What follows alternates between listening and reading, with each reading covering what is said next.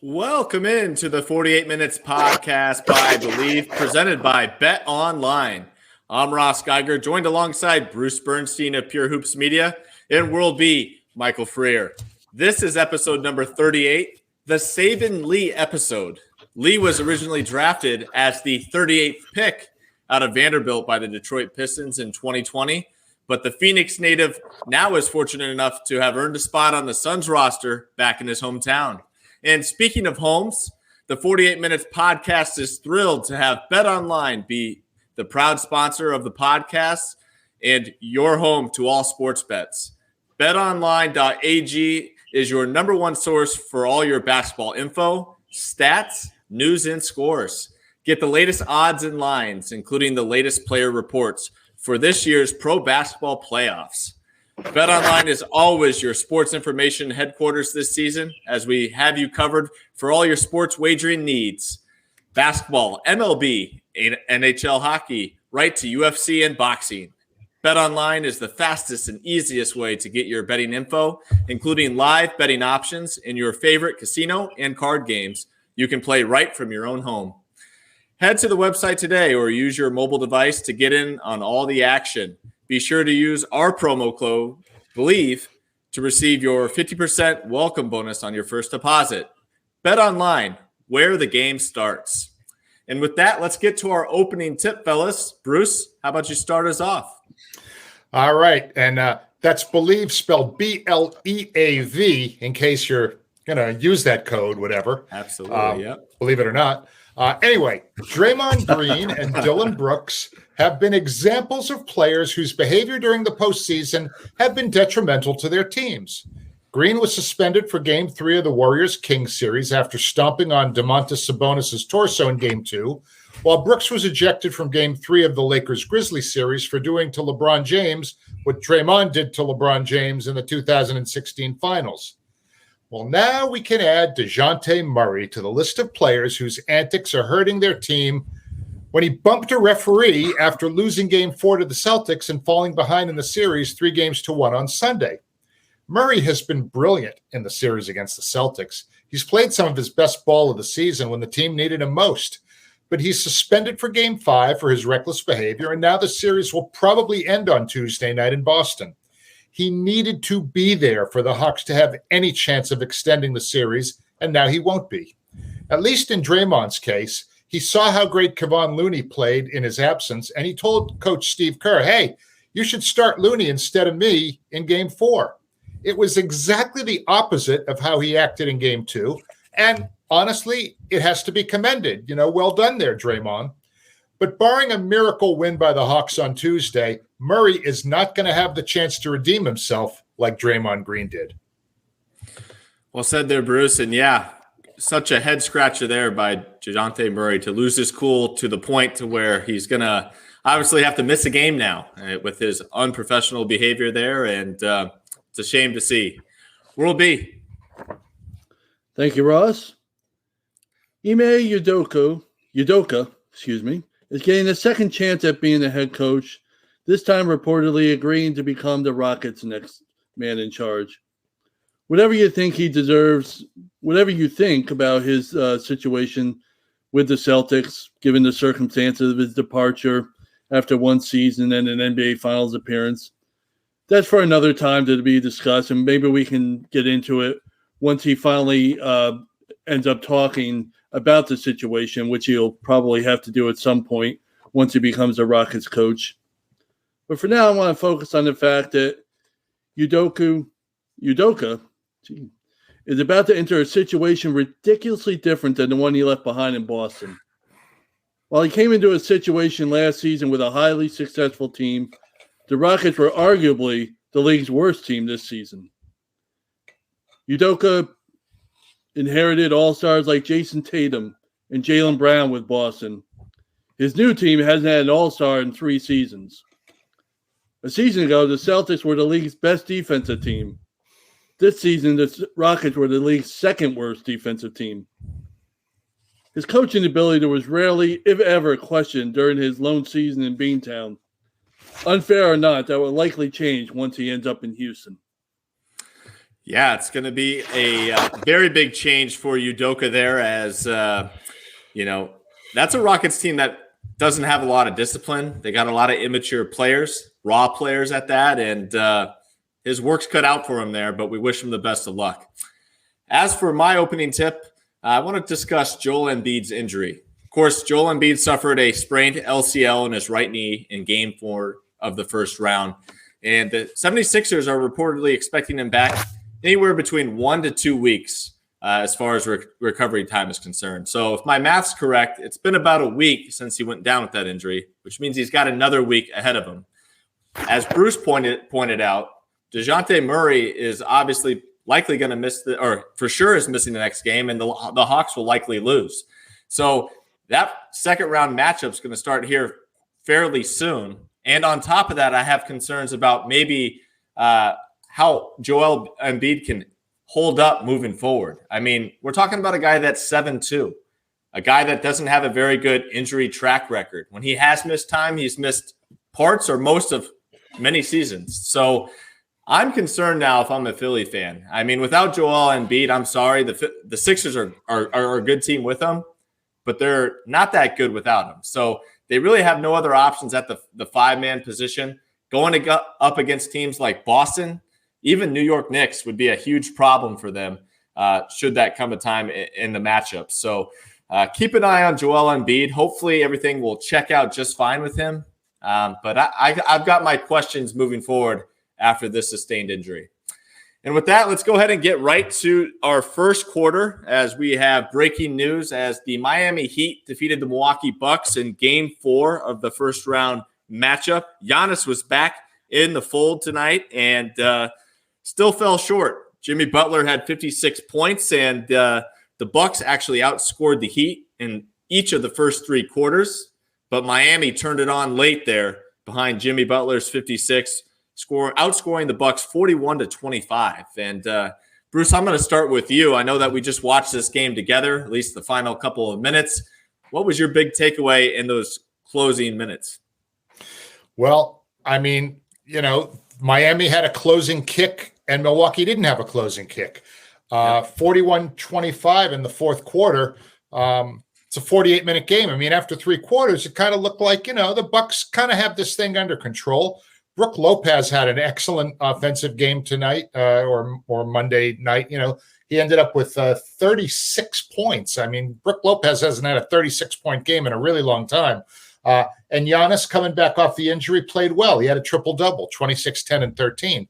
But Chris Middleton gave him next to nothing. Drew Holiday, as much as I love the guy, had another off night for them.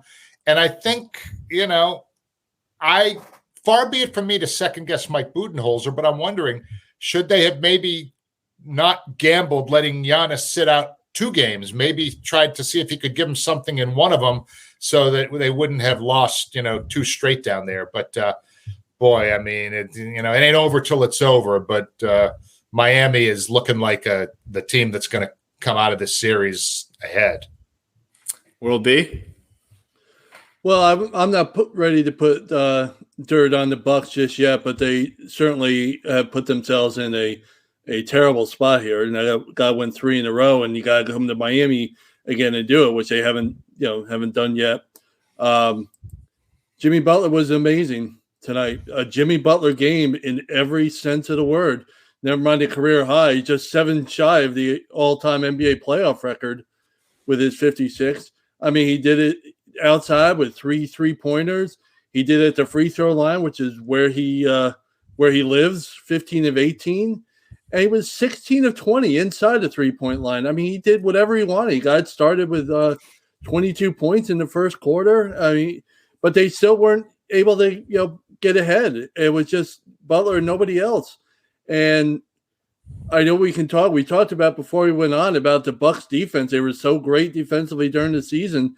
And then you give up all this to the Miami Heat, which was one of the worst offensive teams. They were the least efficient offensive team in this postseason field. And they come ahead and they've just absolutely done the job throughout the series against the Bucks. My issue is with Milwaukee's offense. I mean, 114 points. Well, it really wasn't down the stretch. They scored a couple of late baskets. They really have trouble playing 48 minutes of offense, and that's been their problem all season on the offensive end. Hey, Ross, I have a question for you. What were your thoughts? I mean, we kind of talked about this before we came on the air, but I wanted to just kind of tee you up and get your thoughts on the fact that while Jimmy Butler was going absolutely nuts in this game, Jae Crowder never took his warm-ups off. I mean, what were your thoughts about that? I mean, he's a guy who can play some defense, and they're around the same height. Yeah, I mean, my first thought was that he was about as productive as Will B was in this game, both logging 0 minutes. But outside of that, I was pretty surprised at the fact that, he didn't even sniff the court here tonight. We talked about the defensive concerns of Milwaukee here with the one-man wrecking crew and Jimmy Butler going off for 56 points. I mean, you'd think you would at some point turn to Jae Crowder, a former teammate of Jimmy Butler's at Marquette, to see whether or not he could maybe be a disruptor out there. And, I'm just surprised. Jevon Carter, another guy known for his defense, doesn't match up with Jimmy per se, but he can help off the ball, obviously pressure guys in the backcourt like Gabe Vincent. He played 1 minute. So what really makes me curious in this one from the Bucks standpoint is the fact that we talked about how much they struggled defending Jimmy Butler, obviously giving up all those points in the fourth quarter. And arguably, 2 of their probably top 4 defenders didn't play in the game. And Jevon Carter and Jae Crowder, at least off the bench, those are their best 2 defenders. And, neither of them really got any action here tonight. And, it was a must-win game. The Bucks had the lead. As I mentioned, the Bucks had outscored the Heat in each of the first 3 quarters. You'd think you'd maybe turn to your defense a little bit just to kind of keep things under control there. But, again, we've talked about it on the last podcast. We'll talk about it here again tonight. They gave up, some assets to acquire Jae Crowder. It was really the only move they made at the deadline as far as a notable one. And for him not to play tonight was quite a surprise. What's really, we think we know the game, and we do know the game. We study it. We watch it. We know what's going on. But during the regular season, Miami as a team basically was one of the lowest scoring teams in the entire NBA, whereas Milwaukee was one of the premier defensive teams in the entire NBA. Completely turned the table so far in this series. Miami is scoring more points per game than any playoff team, period. And there's 16 of them. And Milwaukee's defense is pretty much rock bottom. And we've really kind of forgotten the fact that one of Miami's 3 20-point scorers, Tyler Hero, has been not even a part of this the last few games. So look, we've all just discussed our respect for Erik Spoelstra as a coach. Maybe this might be peak Erik Spoelstra when it comes to moving the pieces around on the chessboard and getting whatever he needs his team to do to win. Yeah, I had talked about, obviously, this Miami Heat team forcing teams to be sloppy. They love sloppy games. That's exactly what we saw down the stretch in this one. They were forcing turnovers, getting easy buckets off steals. They capitalized on those opportunities. And what's concerning for the Bucks, too, I mean, give credit to the Miami Heat, but, I'm not sure about you guys, but Giannis definitely surpassed my expectations in his return game. He had a triple-double, 12 of 22 from the field. He did have the 6 turnovers, which goes back to them forcing you to play some sloppy basketball. But, they got a decent game from Giannis and still fell short. So, I'll let you take over. Not only that, they got an unbelievable game from Brook Lopez, who completely dominated in the middle, 36 and 11. I mean, he couldn't be stopped in there, and probably the best game of his professional career in the playoffs, I would think. And, getting back to their defense, I mean, I mentioned their offensive issues, but you have a Miami team that was bottom 5 in 3-point field goal percentage during the season. 2 years ago, they were number 1, and they dropped off considerably this year to the point where they were bottom 5. They're leading all playoffs in 3-point shooting, and they shot 41% tonight from 3. It's just without Tyler Hero. So there's a lot of like I said, I'm not ready to put dirt on the Bucks just yet, but they have to make some major adjustments at both ends if they want to pull this out. And probably I agree with you guys, probably starts at the defensive end in trying to figure out, obviously, a way to slow down Jimmy Butler. But you know what? The Bucks were in this hole a couple years ago too, and they were going to get, and Coach Bud was getting a lot of criticism in the NBA Finals when they fell behind, and they were able to bounce back, or fell behind in the playoffs too, and they were able to bounce back. They were a resilient bunch, and I'm not ready to call it a season for them, but yeah, they have some major adjustments to do. Game 5 is Wednesday, Ross. What are you looking for there? I mean, I think the Bucks will win it. I think the good thing going for the Bucks here is it's now 1-1-1. So you play in Milwaukee, go back to Miami, and then if they're able to win in Miami, they send the series for Game 7 back home to Milwaukee. So in that regard, glass half full. You still got 2 home games if it does get extended for the full 3. But it's all or nothing. I think obviously Giannis is going to play 40-plus minutes. Drew Holiday is going to probably play like 44 minutes. Their backs are against the wall, and I would expect to see some adjustments with the rotation and obviously some of the defensive schemes. I think you got to make the rest of the Miami bunch beat you. I mean, you look at the box score tonight. Jimmy Butler had 56. Next highest guy was Bam with 15. Third highest came off the bench, Cody Martin, who had a late performance there. He had 12 points, hit some big shots down the stretch. But outside of that, we talked about it with a team that doesn't have Tyler Hero. I mean, let these other guys beat you. You got to get the ball out of Jimmy's hands. By the way, we thought, we weren't sure how competitive this would be. We thought when Miami coming in, you guys thought maybe it would be competitive because of Miami's resiliency and their toughness. And I wasn't so sure just because of their numbers didn't really equate to the kind of team we've come to know from the Heat. But, I mean, we're not beyond competitive, talking about competitive. They are clearly the better team in this series. And it's really not close at both ends of the court. I mean, it's 3-1, and it's really convincingly Miami 3-1 to win one and to blow them out in Milwaukee in Game 1 and come back here with a great comeback and put up the points that they're putting up. They have clearly established themselves as the better team in this series, and it's going to take some work to do for Milwaukee to get back in it. That's right. And with that, let's go ahead and get to our second quarter here. And as I did suggest by sharing Pat Riley's famous playoff quote, a series doesn't start until the home team loses.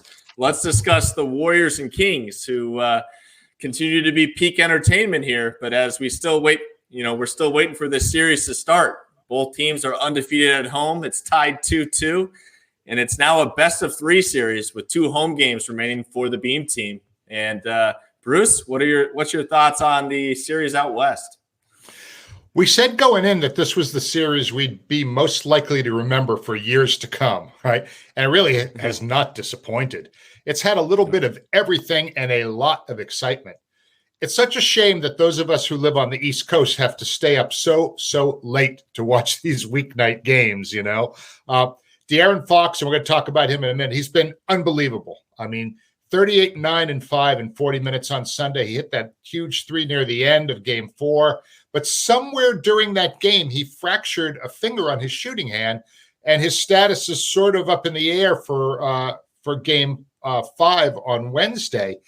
And while I've read doubtful, it's like he broke that finger somewhere before he hit that shot at the end. So I don't know, maybe he's going to be okay to play. I mean, he can, still handle it, I know, because he's, ambidextrous with the ball. But if he's not able to be De'Aaron Fox, then I think the Warriors just caught this enormous break. Will be.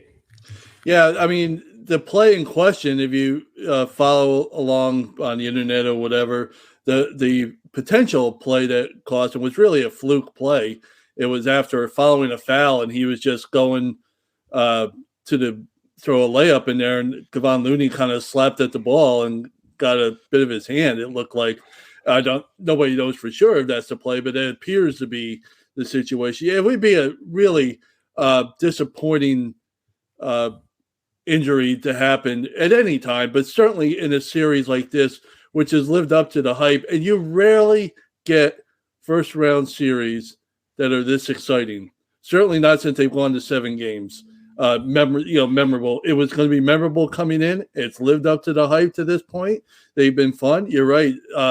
DeAaron Fox has been everything everybody's wanted. He's been the guy, the stars in the playoffs right now for him, especially in the fourth quarter, scoring at least 24 points in all 4 games.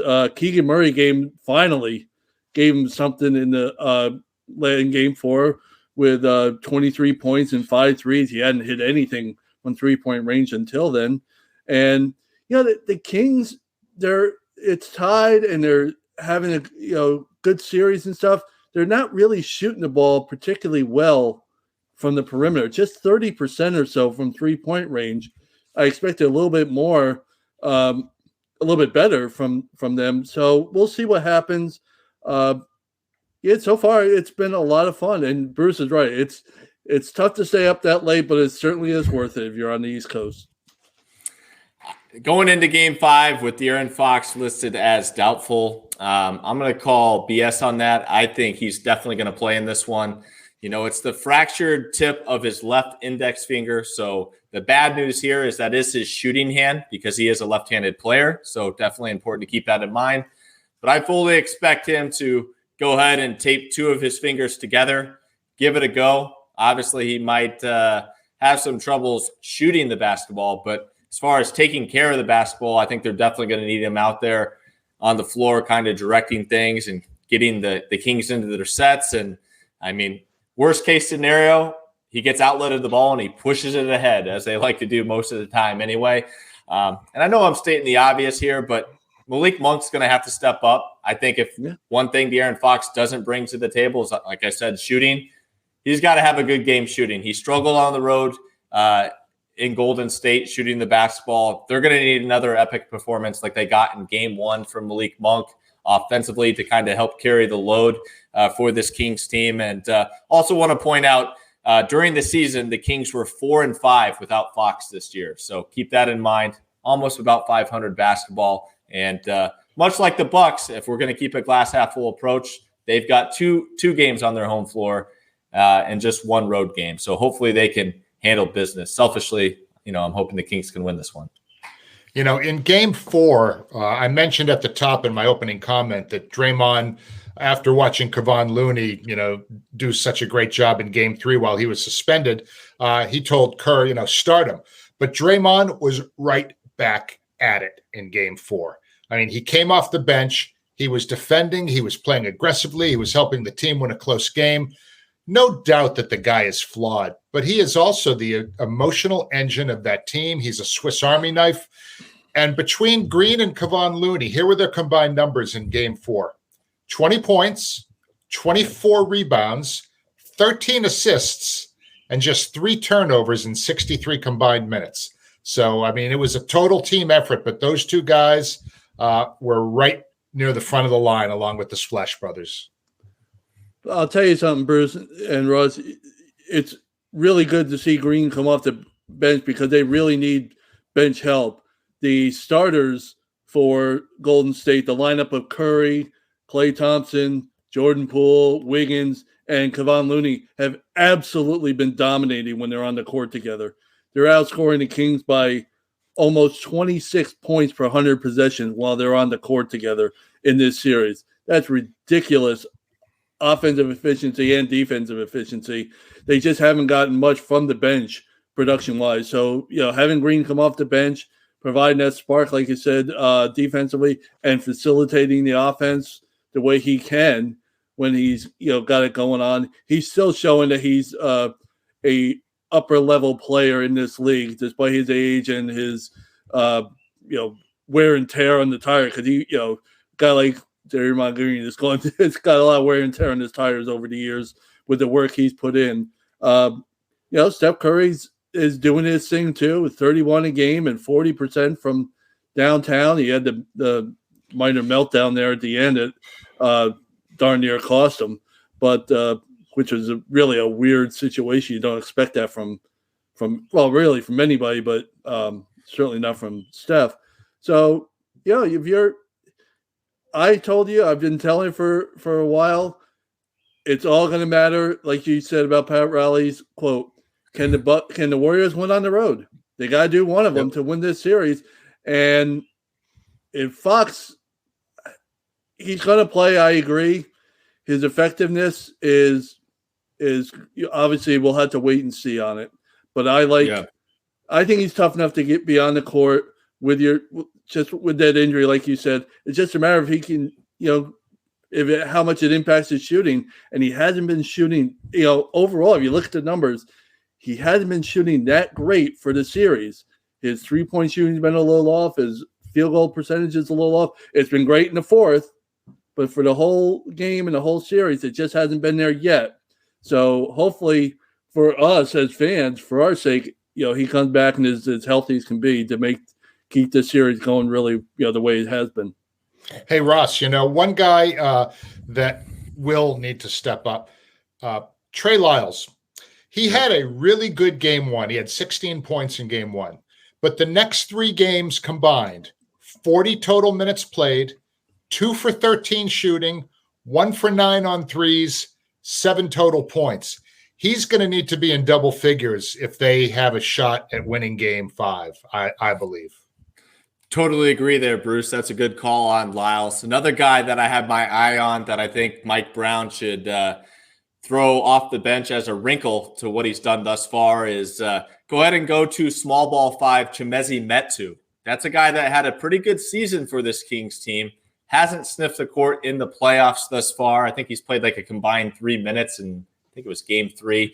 But, throw a wrinkle, a new look at this Warriors team. He brings some athleticism. And, if Lyles can't step up, maybe he takes over at the 4. But, I think replacing Len as the backup 5 could also be an option there as well. So hoping Metu could get some floor time. I think he's obviously going to bring a little bit more shooting and some athleticism around the rim that, Alex Len is just okay at. I mean, the expectations for Alex Len were quite low as expected, and he's played pretty good based on. He's lived up to those expectations. Yeah, he's lived up to those. But I think, if we could get Chimezie Metu out there, I just don't know how he was part of this fantastic season for the Kings during the regular season, and now we haven't seen him. Obviously, Mike Brown's smarter than I am, and we are as far as his own team, but would like to see him get a chance out there. And with that, let's go ahead and talk about the other series out west and really focus in on one guy, and that is Dillon Brooks' nonsense. And Bruce, I'll let you take it from here. Dillon Brooks spoke to the media on Sunday, and in an amazing demonstration of lack of self-awareness, here's what he had to say about the reputation that he has now developed. Back right. Hey, Jason. That back and forth with a shoot. Wrong bite. Sorry. Let's try that again. I don't know if I can edit that or not. Oh. Shoot. All You're right. Good.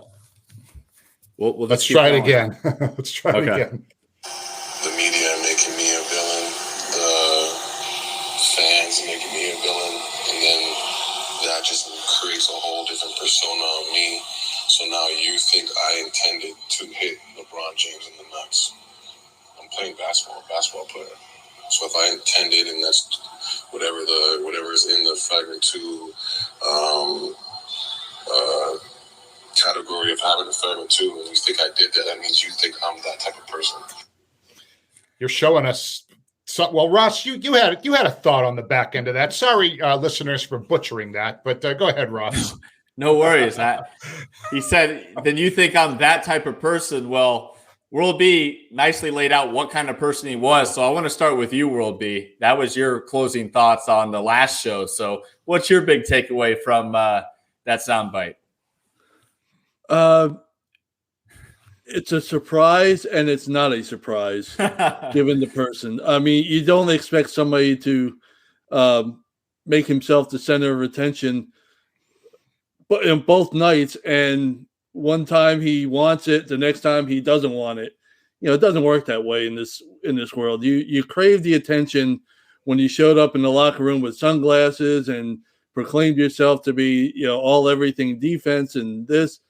And then when you pull a stunt like this, it's not your fault. There is some accountability. And the fact of the matter is, you put all the silliness aside, he hasn't done the job on the court No. If he could do the job on the court, it'd be a different story. However, he's just shooting 25% from 3-point range. He's only shooting 24% outside the paint. So, if you can't hit a quarter of your shots outside the paint, you're really not much of an impact offensively. And then, the great defense that he's supposed to be bringing with LeBron, 82 possessions in this series. He's been the defender on LeBron James. LeBron has 33 points on 61% shooting when Brooks is on him.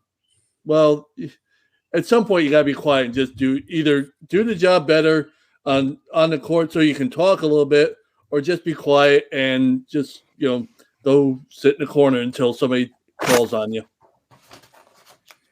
Bruce, what was your big takeaway from that? Well, I mean, Dillon Brooks is just,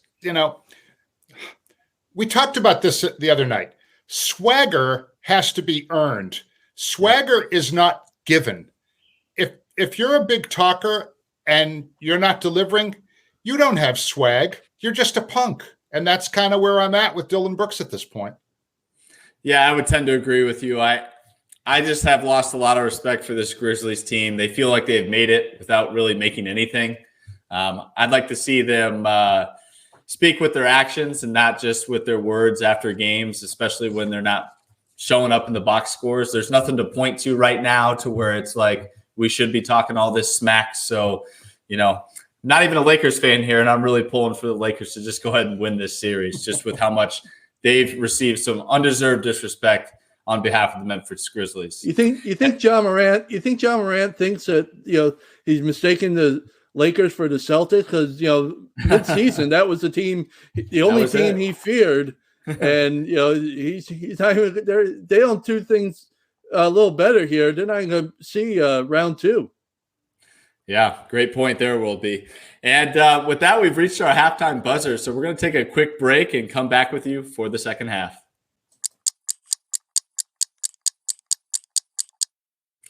And we're back here with our third quarter. Let's stay out west here and talk Clippers Suns. No Kawhi, no problem for Phoenix. And World B, I'll let you lead us off. Yeah, it's been an interesting series, I'd say. I feel bad for the Clippers, just so shorthanded.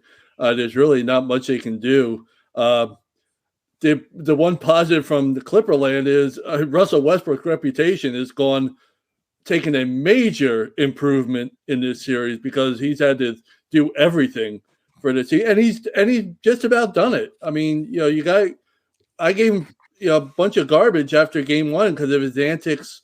Talking to the Phoenix fan there in the under the tunnel and stuff, and, called him Mr. Sensitivity and all that silliness.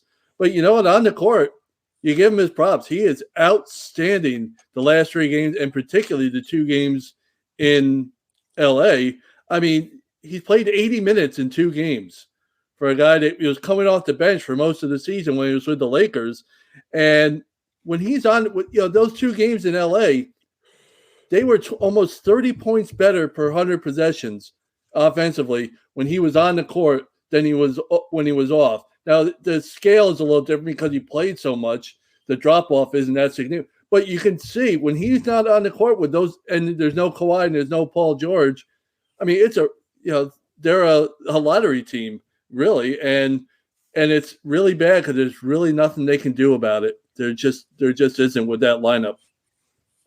Bruce? The Suns are just feasting with Kawhi out. And he's not going to play game 5 now either. He's been ruled out for game 5. So, I mean, that one looks, like it's as good as over. But it really brings back the whole load management debate. I mean, look, Marcus Morris is a very capable backup, but he's no Kawhi Leonard. He was minus 19 in 25 minutes on Sunday, worst on the team. But here's the thing, and I've heard this discussed a lot in recent days.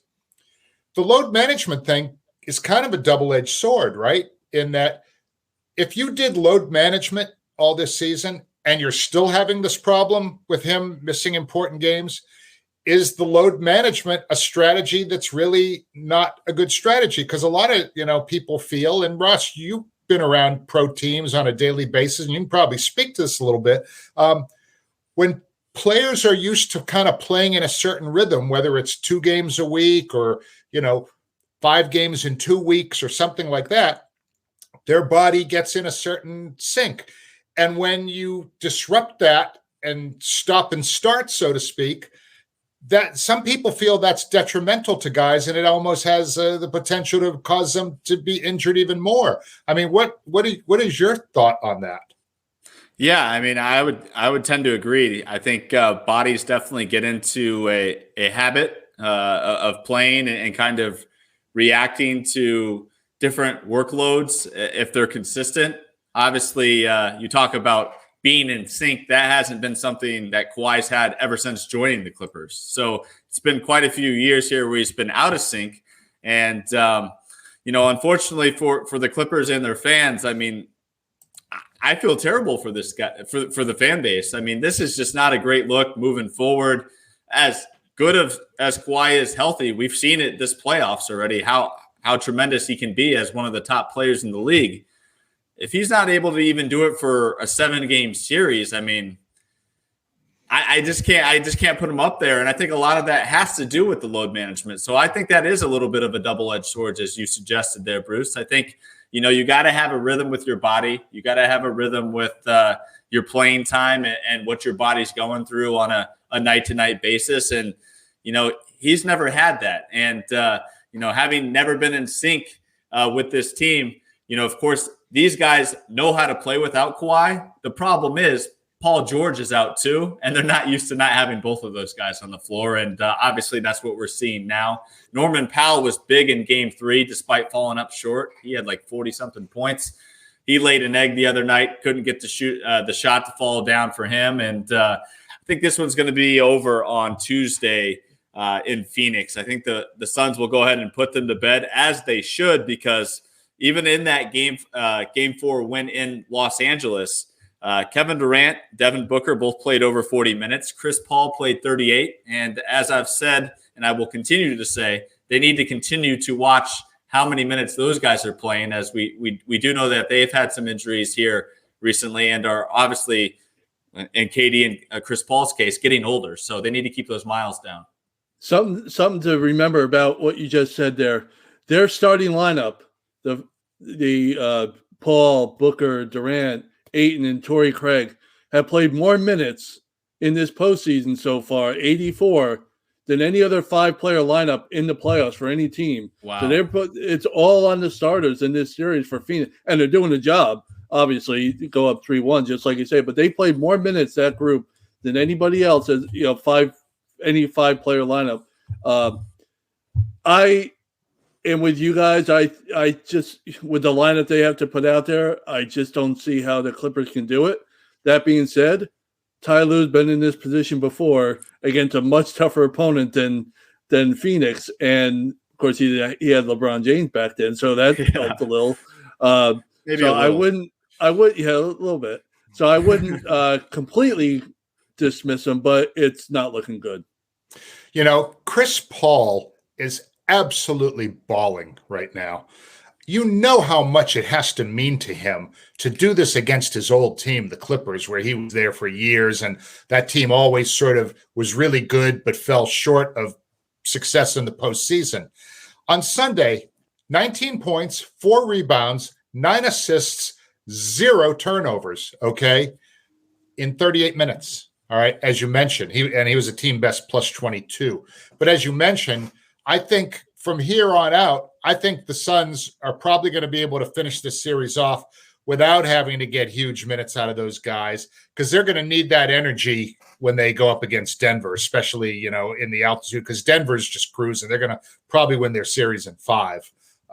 And so the Suns want to win their series in 5 too. And if at all possible, not overtax, especially Chris Paul in whatever number of games it takes them to finish off the Clippers, which should just be 1. Yeah, and Bruce, you mentioned Chris Paul's stat line there. You failed to mention that it looked like the Grizzlies scorekeeper was actually at the Clippers game, because Chris Paul also had a Jaren Jackson Jr. like performance, 3 steals and 3 blocks. I'm not sure the last time Chris Paul had 3 blocks, but And very Jaren Jackson-like on the defensive end. So kudos to you, CP3. Keep balling. Here's another stat on CP3. I was able to figure out. He hasn't had the greatest shooting series overall. But in the last 4 seconds of a shot clock, because we've seen it, he's bailed him out so many times when the shot clock has wound down. In the last 4 seconds, he's shooting 50% from the field, 50% from three. All the other times, like a 40% shooter. So it sounds a little silly, but you also think about, all right, the offense bogs down. They need the ball to get up there in the last couple of seconds, and he takes the shot, and he's making them half the time, which is very rare in the NBA to be a shooter that high percentage with the shot clock running down. It's usually a desperation, which he took in game 4 and made one that really drew a laugh out of him and really sealed the deal for the Suns. Yep. And with that, let's go ahead and get to our fourth quarter here. I know World B is itching to talk about his New York Knickerbockers. So World B, I'm not going to say much more. I'm going to let you go ahead and tee us off here. Can we cut his mic? Can we just cut his? No, okay, go ahead. Yeah. Speaking of the Cavaliers,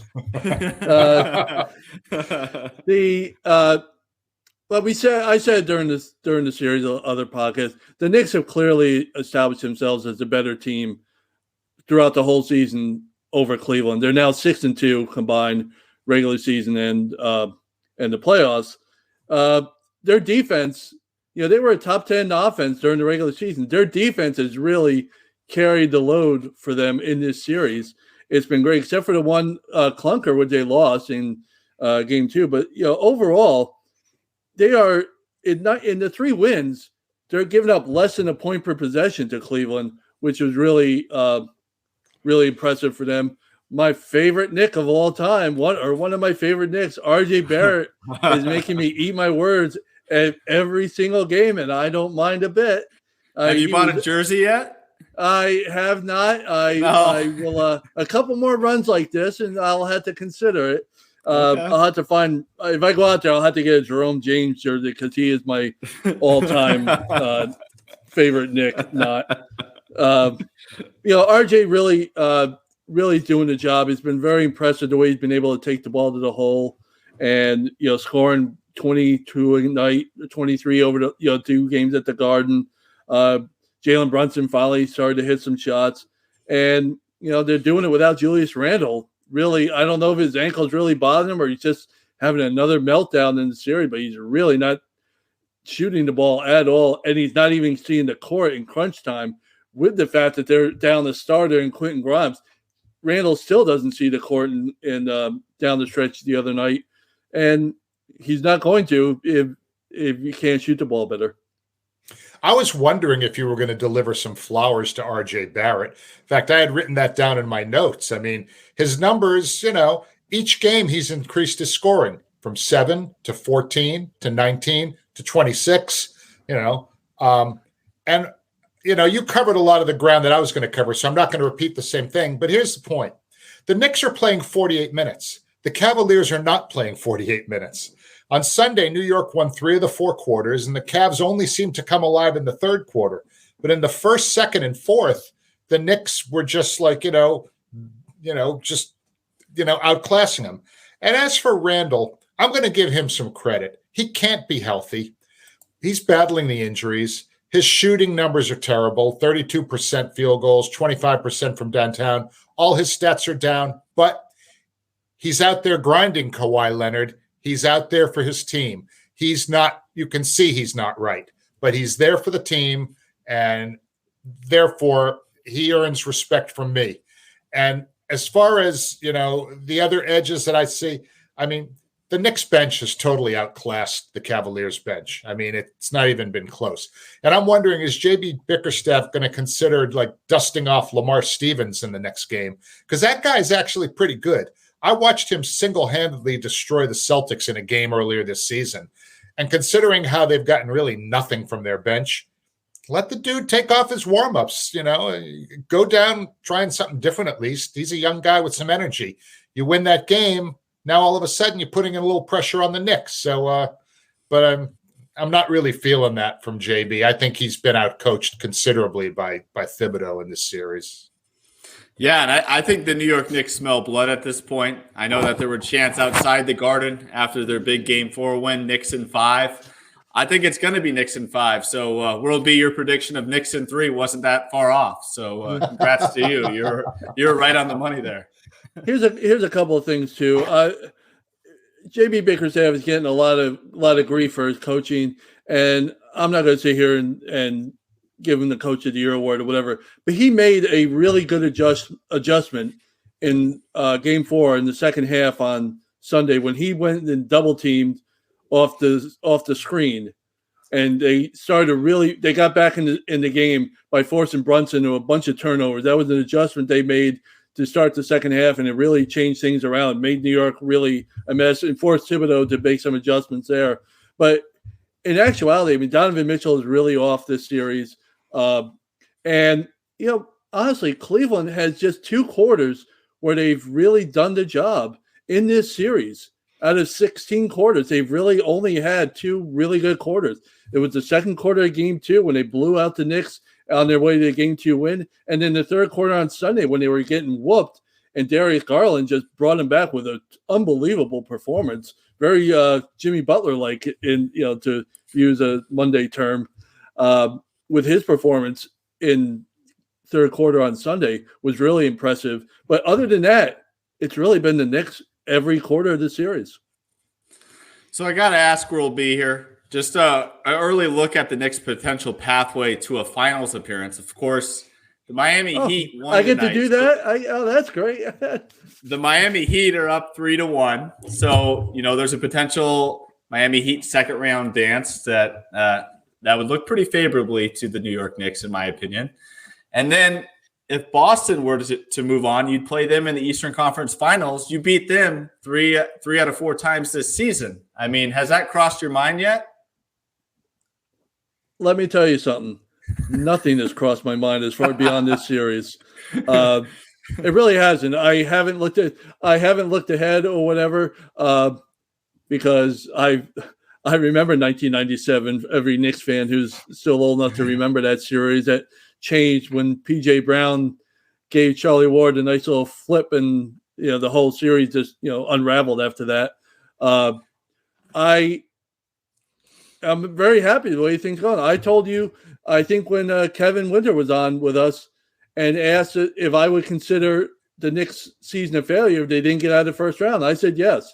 I think they had to advance out there, and to this point, they're clearly the better team. But they it would be in their best interest to win in Cleveland in Game 5, because the pressure suddenly falls back on the Knicks. The Knicks have, let's see if the Knicks can actually respond to the big time pressure in the Garden with a chance to clinch in Game 6. If it comes to that, a Knicks Heat series would be outstanding for this Knicks fan. It would certainly generate a lot of buzz in the NBA, and it would really create a lot of interest if such a thing were to occur, just because of the history of the 2 franchises. Would they award the Pat Riley Trophy to the winner of that series? Yeah. No, but I don't think we'd see any 80-79 games either. So we're well beyond that. It's a rivalry, but it's a different era for the rivalry, that's for sure. I'll say this: if the Knicks beat the Cavaliers and the Bucks the Heat beat the Bucks, my NBA playoff bracket's starting to look a lot like my March Madness bracket. I can tell you that. You and me both. And with that, let's go ahead and get into our best bets presented by betonline.ag, your number one source for all your basketball info, stats, news, and scores. And tonight, I want to share my favorite player prop currently going, and that is Rui Hachimura of the Los Angeles Lakers, plus 155 to score at least 15 points. Shocked that the number is at what it's at the sports book, because he scored at least 16 points or more in each game so far this series. So go ahead and take a look at that on betonline.ag for Rui Hachimura to score at least 15 points. And if you like a same game parlay and you want a quick and simple one, go ahead and add in Dennis Schroeder to score just 2 points, which is usually made available as well. So that is tonight's Bets presented by betonline.ag.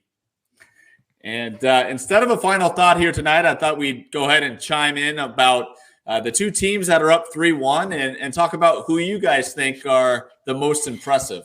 Has it been the Denver Nuggets or the Boston Celtics? Bruce? As you mentioned, both series are 3-1 in their favor. Both teams are 2-0 at home, 1-1 away. Boston is putting up the second most points of any team in the playoffs behind Miami, a little over 120. And their defense is also in the top 5, giving up just under 100. Actually, I take that back.